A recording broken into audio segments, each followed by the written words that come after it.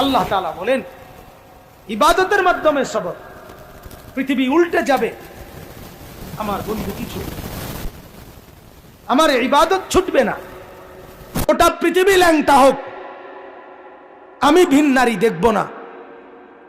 গোটা পৃথিবী সুদ খাক, আমি খাবো না। অর্থাৎ যেই কোনো প্রকারের গুনাহ থেকে নিজেকে মজবুতির সাথে বাঁচিয়ে রাখা, এটা সবর। এটা কি বলেন না? আমরা কিন্তু সবর বুঝি কোনটারে? সব দিকে না ফাইরা অনার জুত করে বইয়া তাহন সবর করা।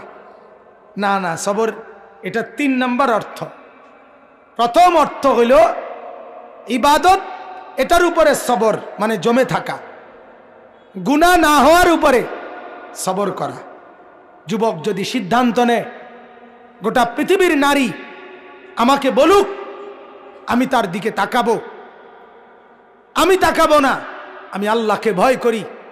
আর শাজিম থেকে আল্লাহ তাআলা বলবেন, হাদিসের মধ্যে আছে, যুবক আমি নিজ হাতে তোর কলিজার ভিতরে ঈমান আমি দিয়ে দেব। মান তারাকাহা মাখাফাতি আবদালতুহু ঈমানান ইয়াজিদু হালাওয়াতাহু ফি কলবি। আল্লাহ তাআলা হাদিসে কুদসিতে বলে, আমার ভয়ে যে ভিন মহিলার দিকে তাকায় নাই, নজর নামাইছে, আমার ভয়ে আমি আল্লাহ তাআলা তার অন্তরে ঈমান দিয়ে দেব, যেই ঈমানের স্বাদ মজা সে পাইতে থাকবে। এটা হাদিসে কুদসি, হাদিসে কুদসি।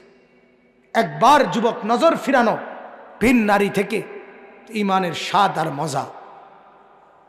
নবীজি বলেন, রাজুলুন দাআতহু ইমরাআতুন যাতু মানসাবিন ওয়া জামালিন ফাকালা ইন্নী আখাফুল্লাহ।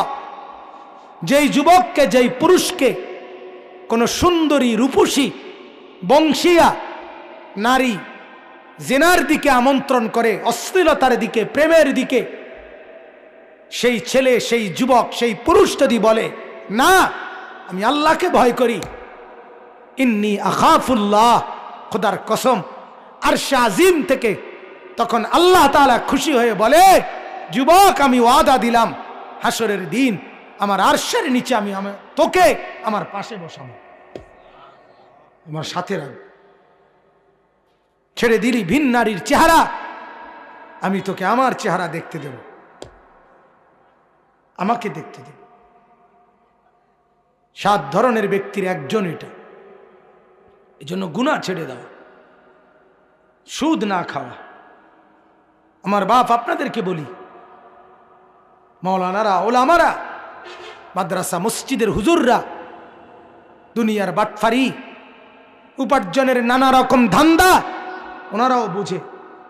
আমি সবসময় এটা বলি, আমরা বেকুব না, আমরা ব্যাককল না। আমরা, আপনি ফাঙ্গাস তেলাপিয়া খাইয়া বড় হইলে, আপনি চাল ডাল ভাত খাইয়া যদি বড় হয়ে থাকেন, তা আমরা হুজুর কি সিরা খাইয়া বড় হয়েছি? কথা বলেন না কেন? বুঝি না কি? আবার সুদও বুঝি, ঘুষও বুঝি, ধোকা বাটপারি সিটারি সব বুঝা সম্ভব, কিন্তু কেন করি না? 6,000 টাকার বেতন দিয়ে ইমাম সাহেব চলে, 8,000 টাকা বেতন দিয়ে ইমাম সাহেব চলে। এত বড় মাদ্রাসা এই মাত্র হিসাব দিল, মোহতামিম সাহেবের হিসাব শুনে আমি অবাক হয়ে গেলাম। আয়ের চাইতে কি পরিমাণ বেশি ব্যয়, ঋণ কি পরিমাণ। আহা, আমি এই বছর খুলনা চিল্লা লাগাইছিলাম তাবলীগের সফরে, 40 দিন খুলনায়। এই সফরে আমি Khulna university, Khulna medical college এবং খুলনা ইঞ্জিনিয়ারিং ইউনিভার্সিটি, তিনোটাতেই আমি গেছি। আমাদের জামাত মেহনত করছে। প্রত্যেকটার জমি এরিয়া 116 একর, এক একটা 115, 16, 17 একর। 1 একর মানে 100 শতক। কত বড় বিস্তীর্ণ জায়গা নিয়ে কোটি কোটি টাকা ব্যয় করে, খরচ করে ওই সমস্ত প্রতিষ্ঠানে।